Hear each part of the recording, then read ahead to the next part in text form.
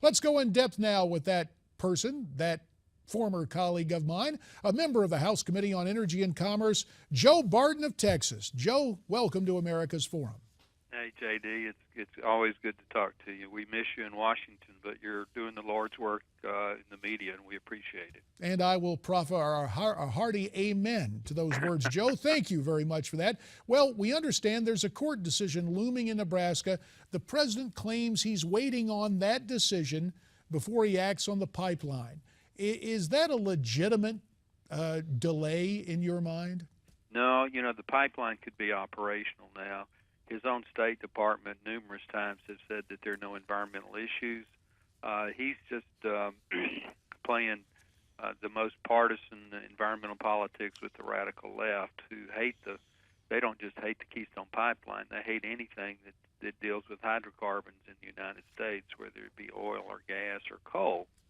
The truth is, JD, that as you pointed out, the American energy renaissance has happened in spite of the president's policies. He's tried to kill coal, and he's basically made it impossible to build a new coal plant.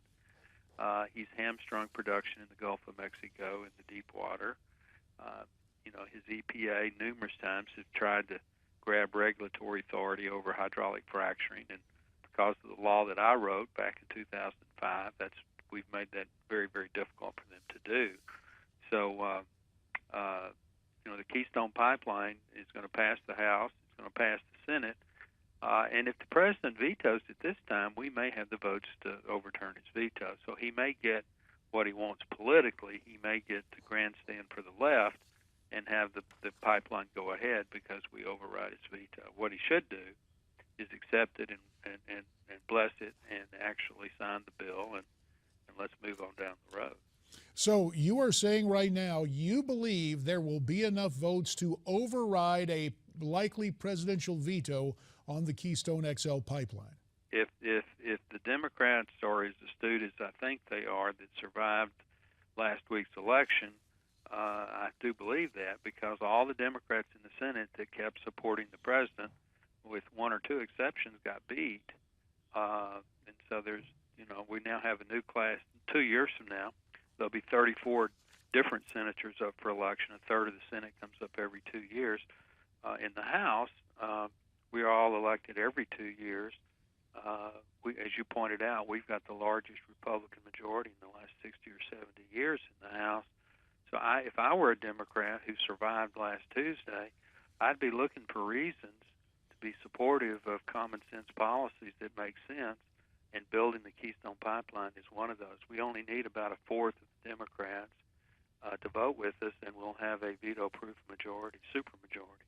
Joe, only have about a minute left in this particular portion of the program. The president has talked about all sorts of unilateral executive actions, but he's also utilized his regulatory authority by extension through government agencies such as the EPA. In the wake of this election, do you believe ample oversight and appropriations actions will be taken to rein in the EPA from enacting or regulating a de facto cap and trade? 20 seconds for an answer, please. Short answer to that's yes. I haven't been to Washington yet. I don't go till Wednesday, but I think the votes are there, and I know the willingness is there on behalf of our leadership in the House and the Senate.